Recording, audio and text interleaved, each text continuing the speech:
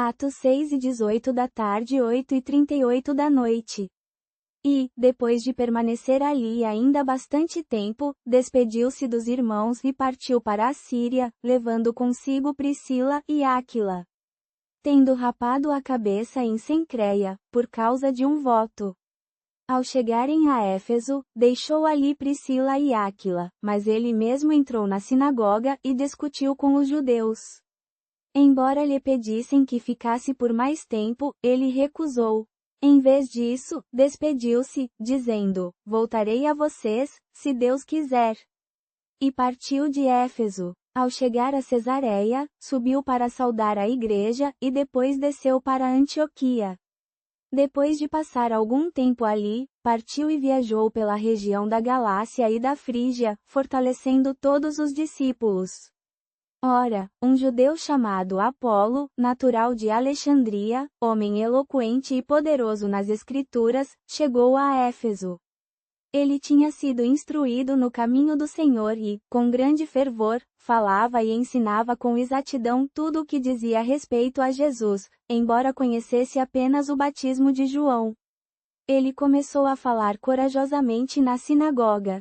Ao ouvir sua pregação, Priscila e Áquila o levaram consigo e lhe explicaram com mais exatidão o caminho de Deus.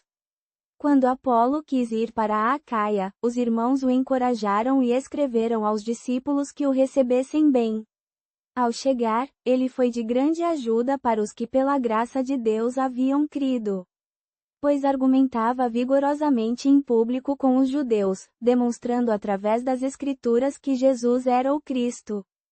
Capítulo 19. Enquanto Apolo estava em Corinto, Paulo atravessou as regiões altas e chegou a Éfeso. Ali encontrou alguns discípulos e lhes perguntou: vocês receberam o Espírito Santo quando creram? Eles responderam: não, nem sequer ouvimos que existe o Espírito Santo. Então ele perguntou: em que batismo vocês foram batizados? No batismo de João, responderam eles. Paulo disse: o batismo de João foi um batismo de arrependimento. Ele disse ao povo que cresce naquele que viria depois dele, isto é, em Jesus. Ouvindo isso, foram batizados em nome do Senhor Jesus. Quando Paulo impôs as mãos sobre eles, o Espírito Santo desceu sobre eles, e começaram a falar em línguas e a profetizar. Eram cerca de 12 homens. Paulo entrou na sinagoga e, durante 3 meses, falou ousadamente sobre o reino de Deus, argumentando e persuadindo sobre as coisas concernentes a Jesus. Mas, como alguns deles se endureceram e não quiseram crer, falando mal do caminho diante da multidão, Paulo se afastou deles. Levou os discípulos consigo e passou a ensinar diariamente na escola de Tirano. Isso continuou por 2 anos, de modo que todos os que viviam na província da Ásia, tanto judeus como gregos, ouviram a palavra do Senhor. Deus realizava milagres extraordinários por meio de Paulo, a ponto de aplicarem a Paulo lenços e aventais que haviam tocado em seu corpo, e as doenças o deixavam, e os maus espíritos saíam deles. Alguns dos judeus itinerantes que praticavam exorcismo tentaram invocar o nome do Senhor Jesus sobre os que tinham maus espíritos, dizendo: eu os encaro em nome de Jesus, aquele que Paulo prega. 7 filhos de um homem chamado Seva, um sacerdote judeu, faziam isso. Mas o espírito maligno lhes respondeu: eu conheço Jesus e sei quem é Paulo, mas quem são vocês? Então o homem em cujo poder estava o espírito maligno saltou sobre eles, dominou todos e os agrediu com tanta força que eles fugiram de sua casa nus e feridos. Isso chegou ao conhecimento de todos os judeus e gregos que viviam em Éfeso, e o temor se apoderou deles, e o nome do Senhor Jesus era engrandecido. Muitos dos que haviam crido vieram, confessaram e divulgaram o que praticavam. Grande número daqueles que haviam praticado artes mágicas trouxeram seus livros e os queimaram em público. O valor total deles foi calculado em 50.000 dracmas. Dessa forma, a palavra do Senhor continuava a espalhar-se com poder e a prevalecer. Tendo cumprido essas coisas, Paulo decidiu ir a Jerusalém através da Macedônia e da Acaia. Depois que eu for para lá, disse ele, devo também ver Roma.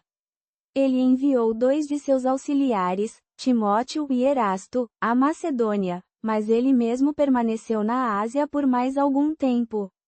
Naquela época, houve um grande alvoroço por causa do caminho. Um ourives chamado Demétrio, que fazia pequenos templos de prata de Ártemis, dava lucro considerável aos artesãos. Ele convocou uma reunião com os artesãos de ofício semelhante e disse: Homens, vocês sabem que nossa prosperidade vem deste ofício. E vocês veem e ouvem que esse tal Paulo convenceu e persuadiu muita gente, não só em Éfeso, mas em quase toda a província da Ásia, dizendo que os deuses feitos por mãos humanas não são deuses. Isso não só arrisca cair em descrédito para o nosso ofício, mas também que o templo da grande deusa Ártemis seja considerado sem valor, e que ela, que toda a Ásia e o mundo adoram, seja destituída de sua magnificência. Ao ouvirem isso, encheram-se de ira e começaram a gritar: Grande é a Ártemis dos Efésios! O alvoroço espalhou-se pela cidade. De mãos dadas, agarraram Gaio e Aristarco, macedônios, companheiros de Paulo na viagem, e invadiram o teatro. Paulo queria entrar e falar com a multidão, mas os discípulos não o deixaram. Alguns dos funcionários da Ásia, que eram amigos de Paulo, enviaram uma mensagem implorando-lhe que não se expusesse ao perigo no teatro. A multidão ficou confusa, alguns gritavam uma coisa, outros outra. A maioria, porém, nem sabia por que tinha se reunido. Os judeus empurraram Alexandre para a frente, e alguns da multidão o incitaram a falar. Alexandre fez sinal com a mão, querendo fazer uma defesa perante o povo. Mas, ao perceberem que ele era judeu, todos gritaram em uníssono: Grande é a Ártemis dos Efésios! Por cerca de 2 horas, todos gritavam isso. Então, o escrivão da cidade acalmou a multidão e disse: Homens de Éfeso! Quem é o homem que não sabe que a cidade de Éfeso é a guardiã do templo da grande deusa Ártemis e da imagem que caiu do céu? Visto que essas coisas são inegáveis, vocês devem se acalmar e não fazer nada precipitadamente. Vocês trouxeram esses homens aqui, que não são nem ladrões de templos nem blasfemos de nossa deusa. Se Demétrio e seus companheiros de ofício têm uma queixa contra alguém, os tribunais estão abertos e há procônsules, que eles apresentem suas queixas uns contra os outros. Se vocês têm outras queixas, elas serão resolvidas em uma assembleia legal. Temos o perigo de sermos acusados de sedição por causa de tudo isso, pois não há motivo pelo qual possamos nos defender desse tumulto. Tendo dito isso, ele dispensou a assembleia. Capítulo 20. Terminado o alvoroço, Paulo chamou os discípulos, e depois de os encorajar, despediu-se deles e partiu para a Macedônia. Viajou pela região, animando os crentes com muitas palavras. Chegou à Grécia, onde permaneceu 3 meses. Quando estava prestes a embarcar para a Síria, soube que os judeus tinham planejado uma emboscada contra ele, então decidiu voltar pela Macedônia. Acompanharam-no Sópatro, de Bereia, Aristarco e Secundo, de Tessalônica, Gaio de Derbe, Timóteo, e Tíquico e Trófimo, da Ásia. Estes foram adiante e nos esperaram em Troeide. Nós, porém, partimos de Filipos depois dos dias dos pães ázimos e, em 5 dias, chegamos até eles em Troeide, onde permanecemos por 7 dias. No primeiro dia da semana, quando nos reunimos para partir o pão, Paulo falou com eles, pois pretendia partir no dia seguinte, e prolongou seu discurso até a meia-noite. Havia muitas lâmpadas no andar de cima, onde estávamos reunidos. Sentado em uma janela, um jovem chamado Eutico, que estava adormecido pela longa mensagem de Paulo, caiu do 3º andar. Quando o levantaram, ele estava morto. Paulo desceu, inclinou-se sobre o menino e, abraçando-o, disse: Não se assustem, pois ele está vivo. Então Paulo voltou ao andar de cima, partiu o pão e comeu. Depois de conversar longamente até o amanhecer, ele partiu. Levaram o rapaz vivo, e foram grandemente consolados. Nós, porém, fomos adiante para o navio e navegamos para Assos, onde pretendíamos embarcar Paulo. Ele tinha combinado isso, pois pretendia viajar por terra. Quando ele se juntou a nós em Assos, embarcamos e fomos para Mitilene. De lá, navegamos no dia seguinte, passando em frente a Quio, e no dia seguinte chegamos a Samos. No dia depois desse, chegamos a Mileto. Pois Paulo tinha decidido passar ao largo de Éfeso, para não ter que gastar tempo na província da Ásia, pois ele estava apressado para chegar a Jerusalém no dia de Pentecostes, se possível. De Mileto, Paulo enviou uma mensagem a Éfeso, convocando os presbíteros da igreja. Quando eles chegaram, ele lhes disse: Vocês sabem como eu vivi entre vocês o tempo todo, desde o primeiro dia em que cheguei à Ásia. Servi ao Senhor com toda a humildade e com muitas lágrimas, mesmo em meio às provações que enfrentei por causa das ciladas dos judeus. Sei que de agora em diante não verão mais meu rosto, todos vocês entre os quais preguei o reino. Por isso, declaro hoje a vocês que estou limpo do sangue de todos vocês. Pois não deixei de lhes anunciar todo o conselho de Deus. Cuidem de si mesmos e de todo o rebanho sobre o qual o Espírito Santo os colocou como bispos, para pastorear a igreja de Deus, que ele comprou com o seu próprio sangue. Sei que depois da minha partida lobos cruéis entrarão entre vocês e não pouparão o rebanho. E de entre vocês mesmos se levantarão homens que falam perversidades para arrastar os discípulos atrás de si. Por isso, estejam vigilantes. Lembrem-se de que, por 3 anos, não deixei de advertir cada um de vocês, dia e noite, com lágrimas. Agora, entrego vocês a Deus e à palavra da sua graça, que tem o poder de edificá-los e de dar a herança entre todos os santificados. De ninguém cobicei prata, ouro, ou vestes. Vocês mesmos sabem que estas mãos providenciaram as minhas necessidades e as de meus companheiros. Em tudo, mostrei a vocês que, trabalhando assim, é preciso ajudar os fracos, lembrando das palavras do Senhor Jesus, que disse: é mais bem-aventurado dar do que receber. Quando Paulo terminou de falar, ajoelhou-se com todos eles e orou. Houve grande choro entre todos eles. Abraçaram Paulo e o beijaram, entristecidos especialmente porque ele disse que não veriam mais seu rosto. E o acompanharam até o navio. Capítulo 19. Paulo permaneceu em Éfeso por algum tempo. Então despediu-se dos irmãos e partiu para a Macedônia. Depois de percorrer essa região e dar muitas palavras de ânimo aos crentes, chegou à Grécia, onde ficou 3 meses. Enquanto estava na Grécia, quando estava para embarcar para a Síria, os judeus prepararam uma cilada contra ele.